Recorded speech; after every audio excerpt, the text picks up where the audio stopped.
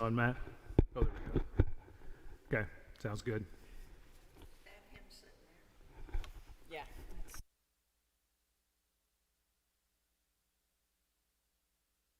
Test. There we go. Okay.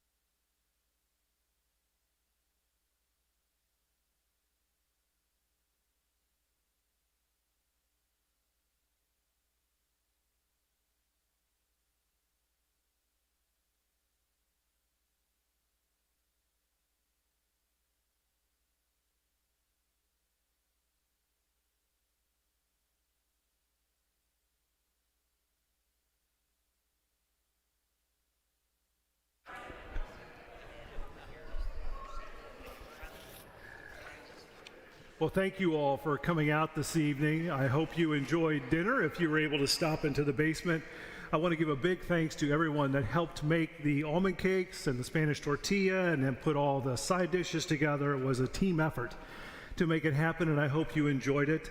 The Spanish, very good, very good. We have a number of slides we're going to go through to kind of share with you just a snippet of what the Camino de Santiago is so that you have an idea of the context in which this happens. Most of the presentation is going to focus, though, on spirituality, the encounter of God along the way. And then we'll have time for question and answer afterwards. So we'll do that. Hopefully you received one of these on your way in or you found it. If not, go through the center door on your way out and you can pick one up. It's got some extra resource information in case you want to learn more about the Camino de Santiago later. And thanks to Matt and Brock and everyone who helped set up our live stream so that we could share this with our brothers and sisters across the country. So some of this started for me. I received a Lilly grant in 2018 to go on sabbatical. But then since then, Amy's been kind enough to join me on subsequent trips over to Spain to walk the Camino, and then once in Portugal, where we walked, which was quite fun. The Camino de Santiago is a Christian pilgrimage that's been walked by Christians for over 1,000 years.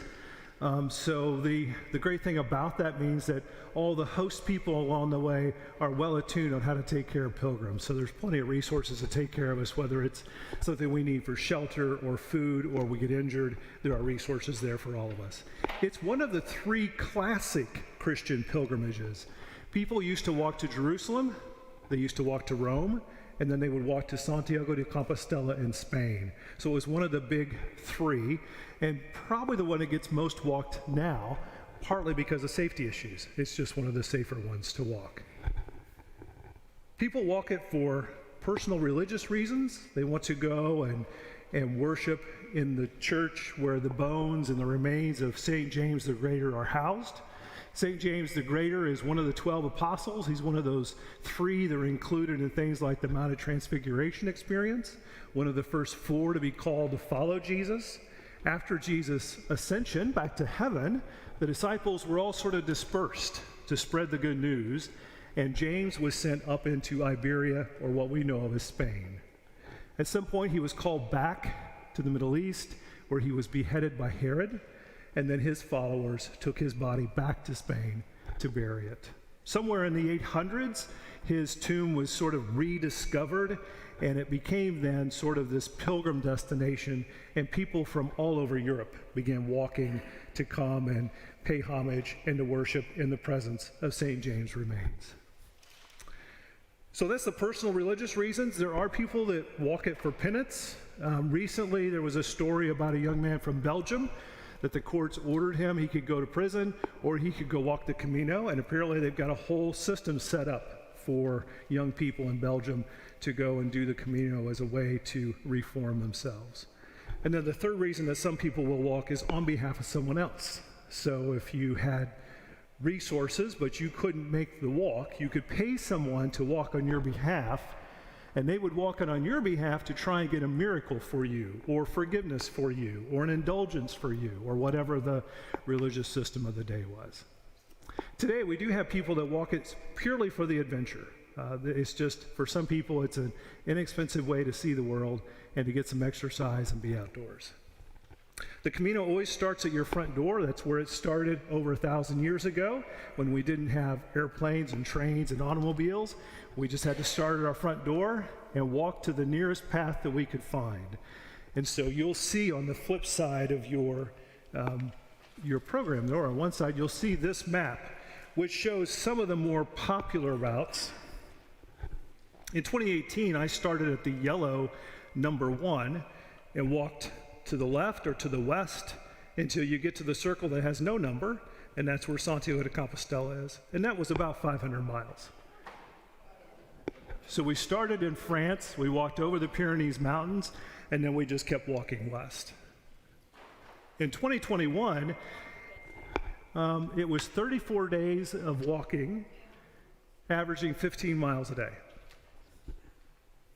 The elevation change was, on average, like walking over the St. Louis Arch twice a day. That's the up and down. In 2021, Amy and I started at the purple number 4, which is Porto, Portugal, and walked north. That was a beautiful walk. We walked along the coast for most of the time, and then when we got into Spain, we started walking more in the hills and mountains. To think about who average pilgrims are and how they travel, by and large, most pilgrims travel by foot. The acceptable methods to the Catholic Church, if you're going to walk it and obtain your certificate for walking it, are to either walk it, do it by bicycle, or to ride a horse. Riding a horse and riding a bicycle sound easier, but they're really more work. You've got to find someone to feed the horse, take care of the horse. Going up and down those mountains, I think, is much easier on foot than to try and pedal it. And then you've got to find a place to store your bike, deal with flat tires. They sound easier, but they truly are more work. To obtain your, what they call a Compostela, which shows that you've technically completed the Camino, you have to walk a minimum of 100 kilometers, and it has to be the last 100 kilometers. You can't just pick and choose which ones you want to walk.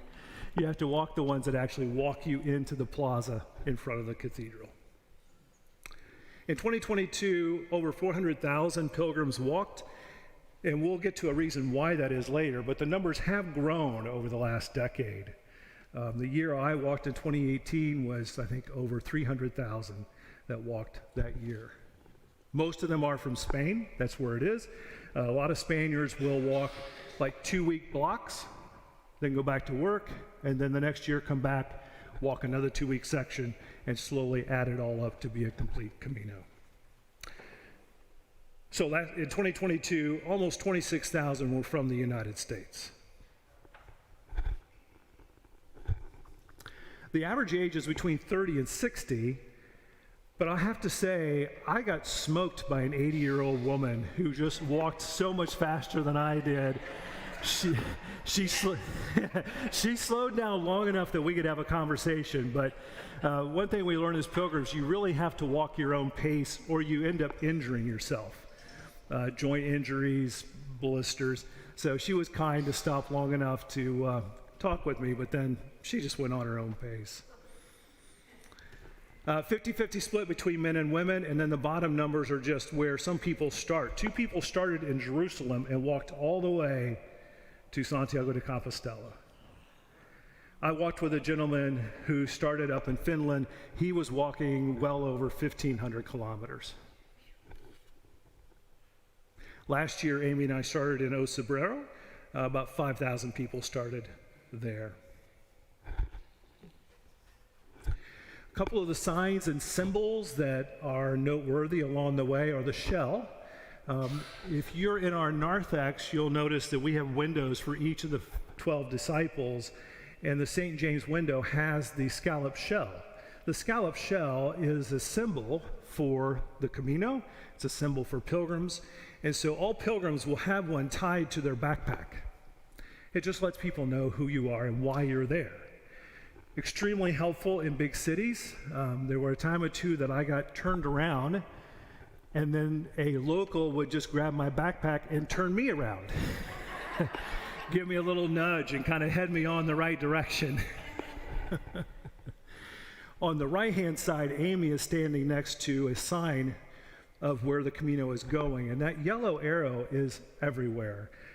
We see them on signposts that are intentional. We see them just hand-painted on the side of buildings, soda machines, signposts, on the curb, on the ground, on trees. They're all along the way, and they help pilgrims find where they're going. You're always looking for yellow arrows. You know how golfers start to get really good at finding that little white ball? Pilgrims get really good at picking out that yellow arrow along the way. The pilgrim passport is something that every pilgrim carries, and it's how you prove to the Catholic Church that you've actually walked the distance. So when you stop at your albergue where you spend the night, or a cafe to get some food, or a church to say your prayers, they will give you their unique stamp, and they'll write the date. And then when you turn it in at the end, they'll kind of comb through and make sure you've actually walked as far as you can. Some of the stamps are absolutely beautiful. Some of the stamps sort of look like Eat It Joe's. The typical day for a pilgrim, we start early, just get a little refreshment and some hydration, and then we start walking almost right away. Walk for a couple of hours and then stop for breakfast. Walk for a couple of more hours and stop for a second breakfast. Walk for a couple more hours and then stop for lunch. When you're walking 50,000 steps a day, you can eat almost anything. I became known for having at least one chocolate croissant every day.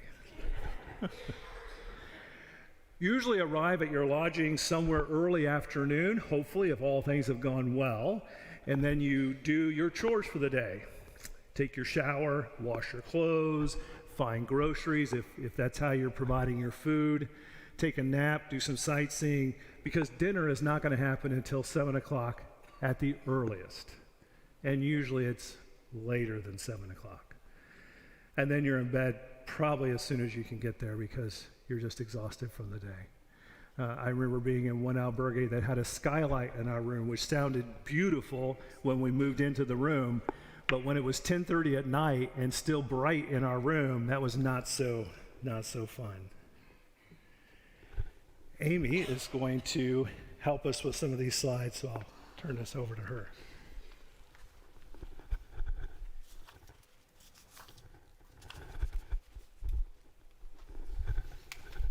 Good evening, church. Please be gracious with me. I'm not a public speaker by trade. Buen Camino. I offer you a common phrase that is said along the way or our pilgrimage. Buen Camino easily translates to English to good way, good walk, and it is used frequently for pilgrims and for locals to greet a pilgrim. They're wishing you blessings on your walk. For those of you who don't know, my name is Amy Brooks. This is my husband, James. Thank you for joining us this evening, and I too want to thank all who prepared the meal tonight. Spanish tortilla is very common along the way. You'll find it in cafes. It sits behind a glass shelf, and they eat it for breakfast, lunch, and dinner. So it's a good fuel source for those of us who are walking many miles each day. As I was asked to do this presentation and pondering what I was going to say, James and I discussed some different ways to approach the presentation, and he suggested that I include my favorite memories of the Camino. So I will open my part of this presentation with my forever favorite Camino memory, and I've titled my story, James and Amy Get Engaged. So, we're going to go back a decade. In the fall of 2013, around this time of the year, I met a very handsome single dad who happened to be a local pastor, and his name was James. On our very first meeting, that is when I first heard the words Camino de Santiago. Prior to that meeting, I had never even knew that this existed. We're going to fast forward 5 years to the spring of 2018. James and his congregation had been awarded the Lilly Grant, and there is some information on your paper about that. That is what afforded him the ability to go and do his Camino. The spring of 2018 was very busy. We were consumed with James preparing for his Camino de Santiago. We were both raising children and working full time. The time went by very fast that spring, and before I knew it, it was late May, and I was tearfully dropping James off at the airport so he could go and embark on this lifelong dream of his. What I did not know is at that time he was carrying my engagement ring in his fanny pack.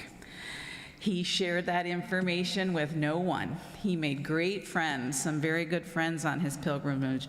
None of them knew that he had an engagement ring. James, for him, the Camino de Santiago is a very spiritual part of renewal for him. He spends daily time in prayer, so he would go to local chapels and he would take out the engagement ring and pray over it while he was walking. So we were separated for about 35, 36 days, but I knew at the end of this trip we had planned I would meet him in Camino de Santiago. I brought our youngest daughter, Kendall, with me. We were meeting his parents and our son, Joseph. We were all meeting there to celebrate him finishing his Camino. James had hoped to get engaged in Spain. After we left Camino de Santiago, we then went to Barcelona. Unfortunately, I got food poisoning in Barcelona, and I missed out on some activities because I wasn't feeling very well. But our last stop of our trip was in Paris, the city of love. And it was at the top of the Eiffel Tower that James asked me to marry him. And that is when I had learned that he had carried my engagement ring over 500 miles in Spain, praying over it daily. And that is why that is my favorite story of the Camino. Thank you very much. Back to the slides on the screen. I smile over an evening pilgrim meal. One of the favorites that I like to have, huevos, jamón, and patatas. Eggs, ham, and potatoes. The evening meal for a pilgrim is the most relaxing. Spain is a culture that likes to be in community. This lifestyle tends to have people sharing meals, often in public with others. While dining as a pilgrim, many cafes and restaurants will have a pilgrim menu, and that menu will have 3 courses. We usually start with either salad, soup, or a meat and cheese plate, and then you're going to have a protein and patatas. Patatas are served with every meal, every dinner. They're a great calorie source for pilgrims.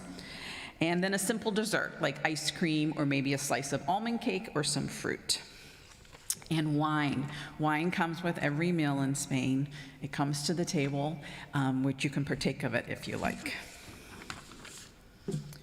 My favorite memory of an evening meal occurred on our Portugal Camino in 2021. James and I were outside in a town square in a small village in Portugal having our dinner at a cafe, when up walked a family of 3, a mom, dad, and daughter, who came to the cafe to sit down for their evening meal, along with their 7 golden retrievers. Yes, 7 dogs. You could tell that the dogs had been to the plaza multiple times. Only one was on a leash. The family sat down at the table, had their dinner, and the dogs just plopped on the ground next to them. And then we saw them finish their meal and get up and walk through the town square, and off went the dogs with them. And that finishes slide 10. Slide 9, you want to go to the next one? Just touch it. Mm-hmm. There you go. There we go.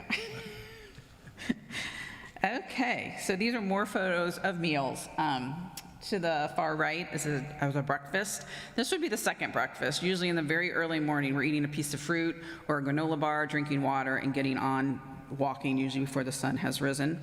But then after walking 2 or 3 miles, you usually find a cafe. Spain and Portugal are both towns that begin their days with bread and coffee, whether it's in the form of toast or pastries. It is very common, if you're on your way to work, to stop in the local cafe and have your breakfast there, a shot of espresso and a little sweet treat, and off to work you go. And they also love fresh orange juice. And all of these cafes are these machines that will squeeze fresh orange juice for you, and that is another treat. Lunch is usually a little quicker. It's usually about a 20, 30-minute stop. You're getting on in the day, you're getting closer to your final destination. So you usually need to get some water, use a restroom, and grab a quick bite. It's often just a sandwich with bread and cheese inside of it, nothing fancy. And then snacks. Pilgrims like snacks. They carry fruits, nuts, bread, and cheese with them. And a lot of Americans will bring candy over with them to enjoy during their days.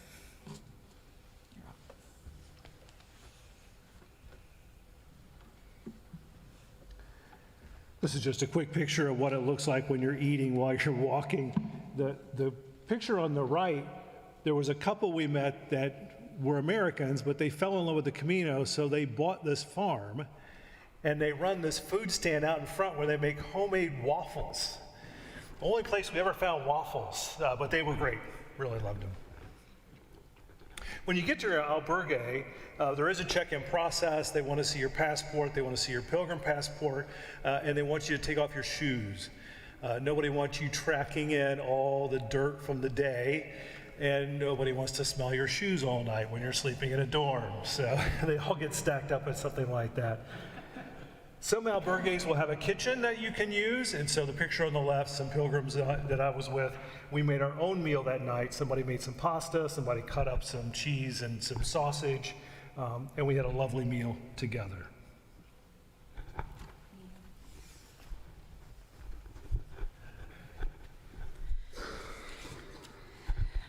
For this slide, we're going to discuss where we would sleep at night.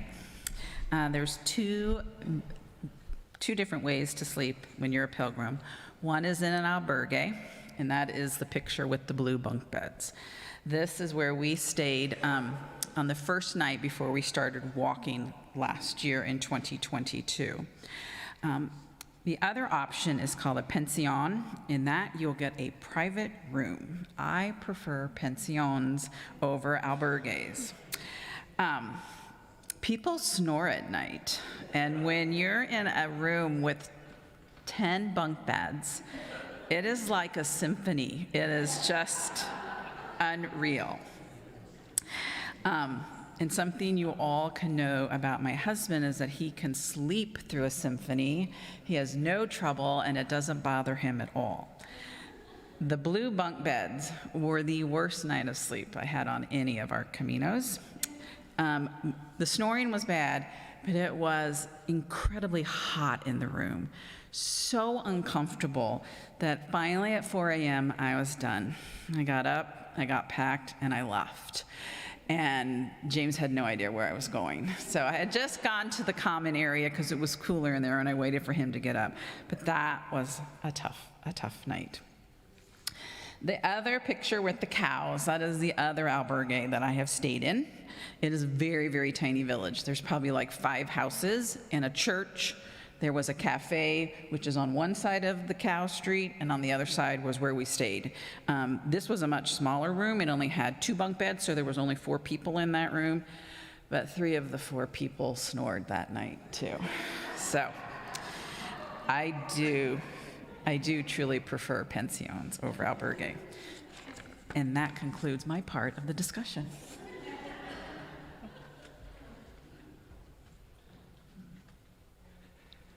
We stayed at this second albergue because I had stayed there previously and fell in love with it. As we set out, the first time I was there, at one end of the street is the gossip bench. It's where everyone gathers to tell the town gossip, which I don't know how much there can be because there's maybe 20 people that live there. But while they were down there gossiping, we saw the shepherd bring his cows up the road, like they did here. And then he went down to join the gossip bench until somebody started screaming, and one of the cows got loose and was coming back down the street, and he had to corral and send him back the other way. This is just how we handle laundry. Since you carry everything on your back, but you can have it shipped ahead. You don't have to carry everything, but a lot of pilgrims do, which means a lot of doing laundry. You can do it, and some will have sinks, some will have a washer and dryer, and then they'll usually have a clothesline. But you're washing laundry at least every other day to keep enough clean clothes. On one side of your handout, and if somebody wants the handout, I can send it to you. If you're watching online, let me know, and I can email you the handout afterwards. We talk about the 3 phases of a pilgrimage, and this really happens whether you're walking long distance or not as long a distance. I do think this is also true of many spiritual retreats. They have at least 3 phases to them. The first phase is physical. It's your body adapting to the new routine that you've chosen to take on. In this case, walking 15 miles a day, and it takes a while for your body to adjust. So we talk about the first phase of a pilgrimage is dealing with the distraction of the aches, the pains, the weariness, simply getting the steps done. The Camino is not flat all the way. There are sections that are very flat, But as you can see here, the picture on the left is the top of a descent that's an 18% grade. The ascent to that was a 12% grade. Not quite as steep, but climbing 12% steeper than we might think. So it is a physical task. The picture on the right reminds me that we walk through all kinds of weather. I've walked through hailstorms, rainstorms, walked for 6 hours in the rain until my hands look like raisins. Sunshine, heat, cold. I've seen pilgrims walking in the snow. The weather is just going to be there, and you just have to deal with it. So the first phase of the pilgrimage is adjusting to the physical reality of what's happening. Just a little warning, this next slide is not greatly pleasant. So we don't have to look at that one very long. But I'm told it's helpful to see feet are a huge issue on the Camino. Blisters, as you saw in the previous slide, some of the best foot doctors are on the Camino because they've spent their life dealing with not just blisters, but joint issues that pilgrims will have. The picture on the left is a common picture. Almost any time pilgrims stop, they take their shoes off. If you've been in the military, what do they tell you? Keep your feet dry. So we're always kicking off our shoes, changing our socks, doing what we can to keep our feet dry because that helps prevent blisters, as does hydration. Staying hydrated is very important to help prevent blisters from happening. The picture on the right, if you've been to Europe, that little green cross you may recognize, every pharmacy has that. That's their sort of universal sign for a pharmacy. So you look for the green cross and you know you can find help of some kind in there. The second phase of a pilgrimage, as with many spiritual retreats, is mental. Once we're done being distracted by the aches and pains of pilgrimage, then we're left with our own thoughts. And we bring a lot of thoughts with us. Thoughts that when you're not looking at a phone or a screen or dealing with traffic, but you're just walking for 50,000 steps, you have your thoughts to deal with. Questions, memories, issues, hurts, worries, doubts, all the stuff that we carry along in our minds, we deal with in this phase. This picture is the middle of the Francis route, the most popular route. It's called the Meseta. It's almost flat as a pancake. There's this view for days. This is all you see. That's the other reason that a lot of us have the mental phase on this stage, because there's nothing to look at. There's nothing to distract you. There's not even much shade.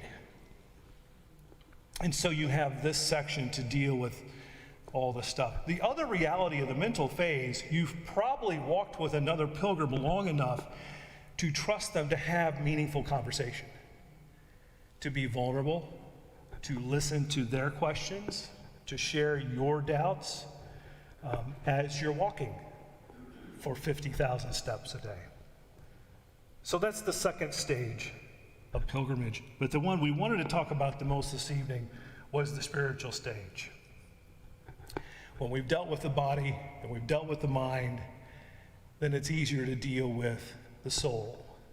And pilgrimage in particular is great for dealing with the soul and for having encounters with God, because we're doing two things that I find very helpful for me to be aware of God present in my life. One is intent, making the choice, intentional. And the second one is to go to a liminal space, a space that is different than my daily routine, than my daily distractions. The beach, I think, is attractive for so many people because it's geographically a liminal space where the water and the sand meet and shape each other and change each other. So we're going to look at quickly 7 different types of encounters that happen or can happen on the way. This is a picture of a side chapel in the cathedral in Burgos. The cathedral in Burgos is known for its side chapels. This is a reliquary. These are relics, the bones of saints. There was a large period of time in which we believed that the saints' bones had sacred power, and people wanted to be near them so that power could impact them for the better, heal them. For some, they thought it would actually bring actual healing to be close to the bones of saints. A church's importance was known by whose saints' bones they held. So it was important that you got the right bones in your church, because that gave you better status than maybe the church down the road. So this is relics. If you're interested in relics, I've written a paper on it. I can send that to you, PDF. If you're interested, just let me know and I'll ship it to you. Sacred spaces along the pilgrimage are important to pilgrims. The one on the right is just a random roadside shrine. They don't all look like that. This one is a bit more organized than some. That's probably Mary inside, Mary, Mother of Jesus. It's got a place to light candles. People have dropped off flowers. Some of the shrines are to pilgrims that have died along the way, which happens. Not every pilgrim makes it to the end. Some of them expire. And some people will make a shrine, and you'll see it alongside the road. On the left is one of the more well-known ones on the route that I walked in 2018. It's Cruz de Ferro, or the Iron Cross. A tradition for pilgrims is to carry a rock to this spot and drop it as if you're releasing your burdens, to say a prayer. This spot has been so sacred, people have walked it before Christian times. This was originally a Celtic spot, a pagan place, and then good Christians took it over and Christianified it by sticking a cross on it. So people who have walked for pilgrimage, not just Christian pilgrimages, have come to this location for 2,000 years and beyond. And that is me standing next to the cross in the white shirt. When you only have like 2 or 3 outfits to wear, you end up with a lot of pictures in the same outfit.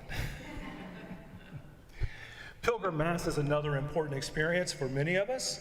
Typically the night before you begin walking, and then maybe several times during the pilgrimage. You might go to an evening worship service where there'll be a special pilgrim mass. They'll invite the pilgrims to come up for a blessing. I rarely understand all of what's being said. The picture on the right is in France. I don't speak French, didn't understand any of it, except for the fact that they loved me and they wanted me to have a good pilgrimage. The one on the left is in Os Sobrero.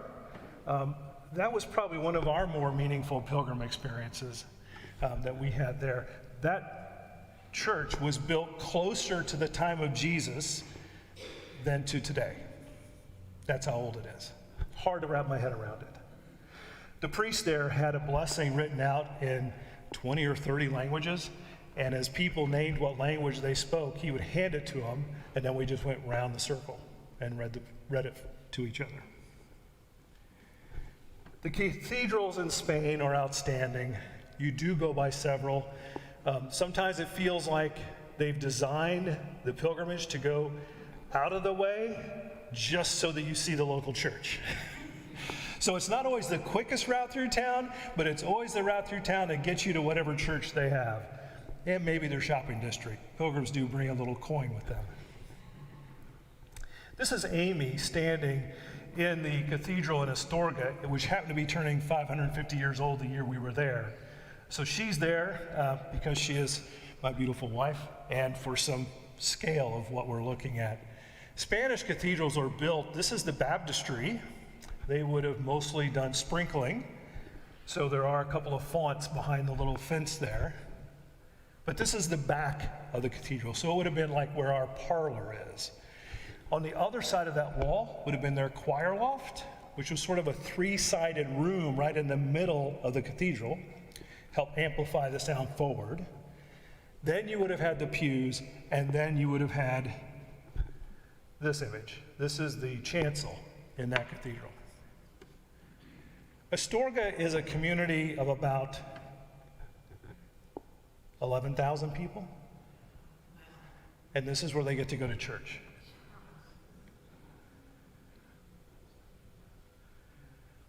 The downside of those numbers, this was built when a king ruled the land and had free labor. Not all of it free, but you don't pay union wage and build that. This is that cathedral that had the relics. This is their front. This is the Burgos Cathedral. A little larger cathedral, but again, you have the gold front. That was something we noticed different between Spain and Portugal. In Portugal, the fronts were darker wood. They weren't all painted gold like in Spain. But this will show you can see through the gate into the choir loft behind the pews.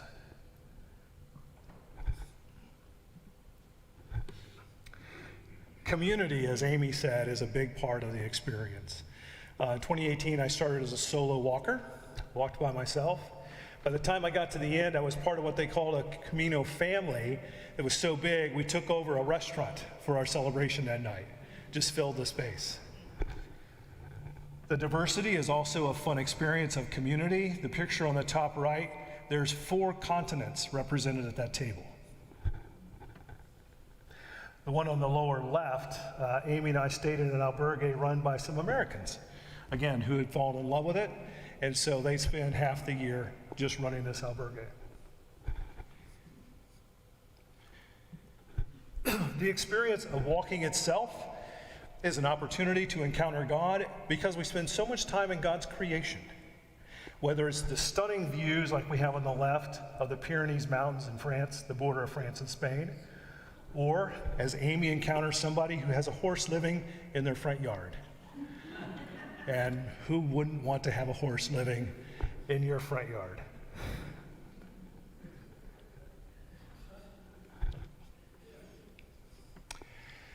The Holy Year drastically changes the number of pilgrims that walk. A Holy Year on the Camino is any year in which St. James' feast day falls on a Sunday. July 25th is St. James' feast day.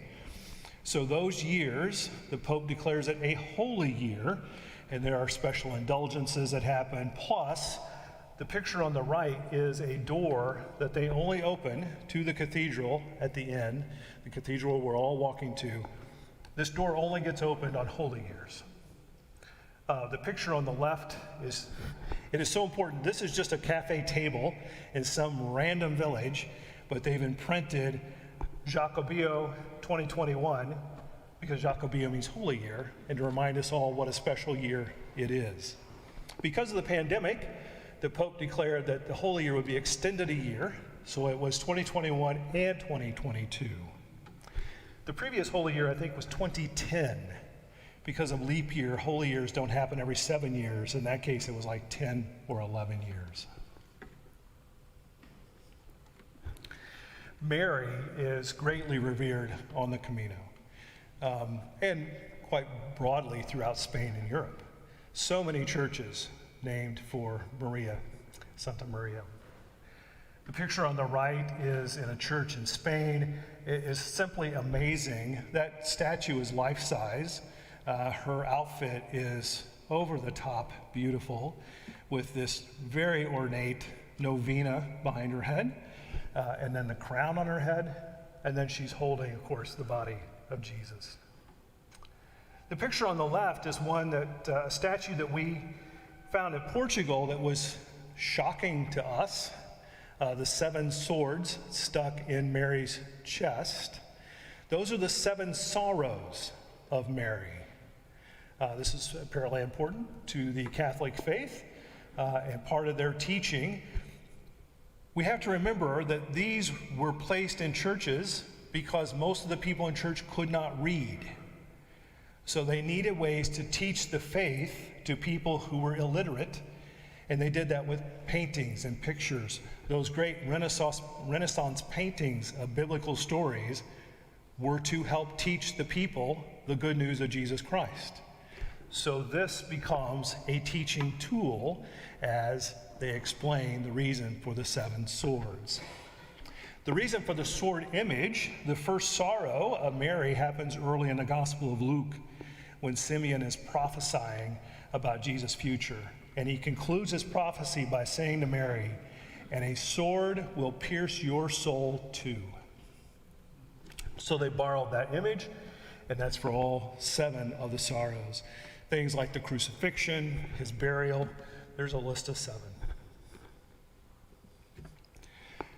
But pilgrims are walking to reach this church where St. James is supposed to be buried. It's in Santiago de Compostela, the field of stars, because when they rediscovered his tomb, it was said that the stars shone brightly on it, and so Compostela. And that's Amy and I standing out in front. In front of this church is a rather large plaza where pilgrims will gather, because regardless of what route you're walking, they all end up in that plaza. This is the chancel of that cathedral. It's recently been redone for the Holy Year. I'm standing at the very front. It extends all the way back. It's stunning to be there. That's an incense container. So they fill it with incense and swing it. It's massive as well. You can see the people walking around. My first pilgrim mass here, it's all in Spanish. My Spanish is not that good. Thankfully, there was a 5-foot nun who spent the entire mass doing either this or this. So I knew when to stand and when to sit. She's also memorable because that 5-foot nun, there are multiple priests that will lead worship at the same time. They all walked around her. She walked around nobody. It was fun. And then this on the right is the tomb of St. James. They say his remains are in that silver box. You can't see very well, but on either side of that little hallway are two of his disciples, two of his followers are buried there. And then on the left is just one of these sculptures of St. James. I have a blooper to show you at the end, but I think we have a few moments for some questions if you have. Oh, I'm sorry. Go ahead, Sandy.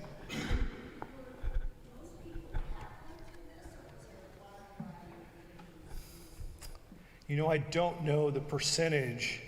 I would say a large R, because 50% of them walking are Spaniards. The Catholic Church is still very strong in Spain, so many of them are walking. The last time we walked, our last day, we walked sort of with a school group. As we were leaving the town we started in that day, there was a nun, some parents, and elementary school kids. And their field trip was to walk to Santiago that day. They walked faster than me too. You're not surprised. Reverend Harris. When you were writing your Lily proposal, what made you decide that this was what you wanted to do with your sabbatical if they came up with the money? I would say the two reasons that I told them, because I hadn't done it yet, I might have different reasons having done it. One, the body stores memories. And I felt it was a good opportunity for me to walk out some of the memories that were not helpful in my life and to bring in new memories that would be helpful. It was also where I felt like was probably the midpoint of my active ministry. So I was looking for something to give me the renewal that I had at church camp. Church camp was important to my call to ministry. And the more I studied and researched the Camino, it felt like an adult church camp experience. And they bought it. Literally, they bought it as they wrote a check so I could do that. Kathy. What did you do to prepare for this journey? Should have done more walking than I did. I did a lot of reading. Some of the reading that was very helpful to me, two of the books that were very helpful. One was on Romanesque art. I reached out to a high school classmate that had an art degree and she recommended it. It helped me understand the influence of the Moorish community. The Moorish community ruled a lot of Spain for a long time.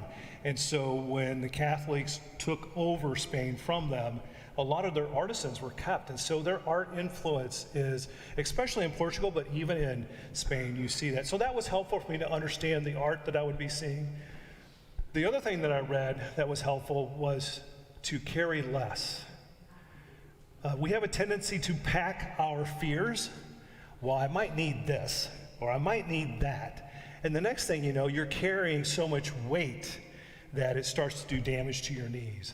We would lose pilgrims either early because they got injured or realized they just couldn't do it, or we lose them later because of the accumulated wear and tear on their joints. So knee issues would take people out later in the Camino. Yeah, those two books were the biggest. I should have walked more, and I should have paid more attention to hydration.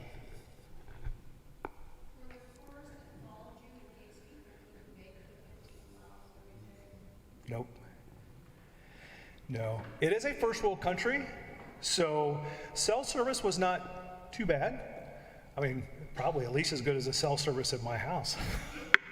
Here, I would say. It is not difficult to call for a cab or an ambulance if you need it, but no, there's no one following, there's no one knowing where you are. So if you get lost or you get hurt, you're sort of depending on another pilgrim coming by or local people sort of scooping you up. I know at the end of my first day, I was dangerously dehydrated, and it was local people that really made the difference for me on that day. Yeah, Kyle. Talk about the difference in the experience you had of doing the Camino by yourself versus doing it with your wife, maybe. Part of the difference was doing it for the first time, and then when we did it together, it was doing the second time. So there was that difference in play, but I think doing it with her, it had a different kind of meaning to me. I was very focused on wanting her to have the best experience, and I was focused on her, wanting her to have the experience I was having. So I wanted to show her the things I was in love with. And we made time to go to some places like that albergue that I've fallen in love with so that she could have that similar experience. Hopefully, I was listening to what she was doing so I could hear her experience. I guess she could speak to whether I listened well or not, but hopefully I was.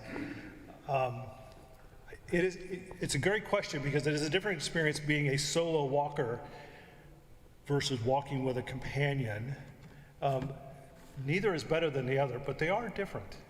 They are different. Amy is very gracious to give me my space. So when I do need my space to go pray or something, the very first image on here is me. I'm with the red backpack sitting on the left. So she, when I wanted my time to go in and just pray, she would, she gives me space for that as well.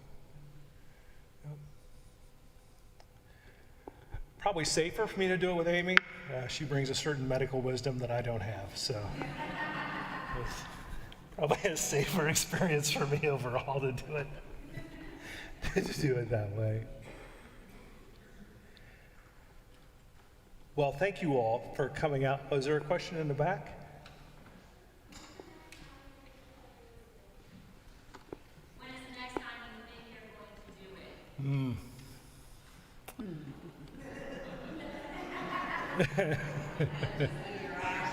It depends on who you're asking. So I'm scheduled for a sabbatical in like 5 years, so I would love to do it at least then. But I would also love to think that I can carve out a couple of weeks to go. 100 kilometers is 62 miles. You can do that in 10 days. Even I can do that in 10 days. So if I can just carve out 2 weeks, then by the time I fly over, get started, fly back, I could do it. So hopefully before then, but we'll see.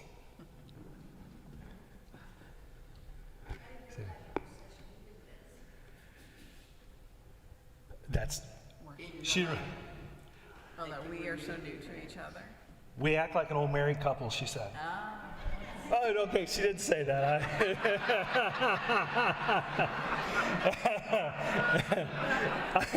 I interpret. Sandy was way more gracious than that. Thank you. There is a display in the narthex, so feel free to look at that. There's some pictures. There is a Compostela out there if you're curious what those look like. They're in Latin, and they change your name to Latin when they give it to you. So that's interesting. Didn't know what my name was in Latin until I got my Compostela. There's also a distance certificate for those that walk a longer Camino. We'll ask for a distance certificate to show that you've walked as far as you have. Tim. I'm just curious, I saw those blisters. How many pairs of shoes did you use for walk? Or, I mean, did you stop someplace and get new shoes, or how did all that work out? Same pair of shoes the whole way, but I wear 3 different shoes per day. So I have a shoe that I walk in, a shoe, flip-flops that I wear to the shower because I'm a germaphobe, and then sandals that I wear. So when I'm done walking for the day and I've had my shower, then I have just some Keen sandals that I wear just to go sightseeing around town. But one pair of good Oboz boots got me a whole 500 miles.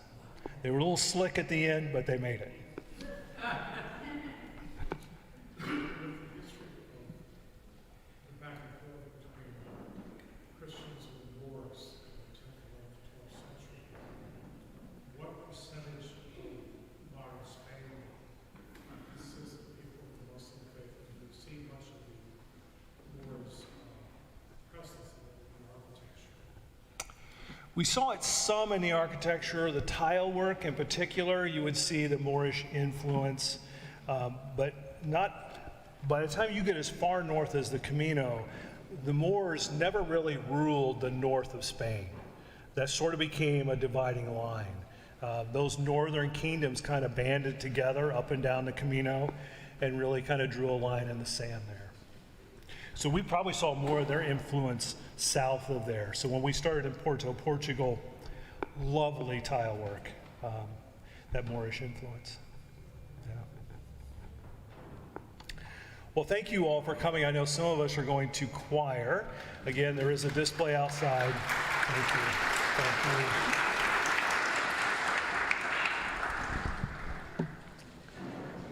I do love to talk about this, so if you have a group that is curious, I will talk for 15 minutes. I will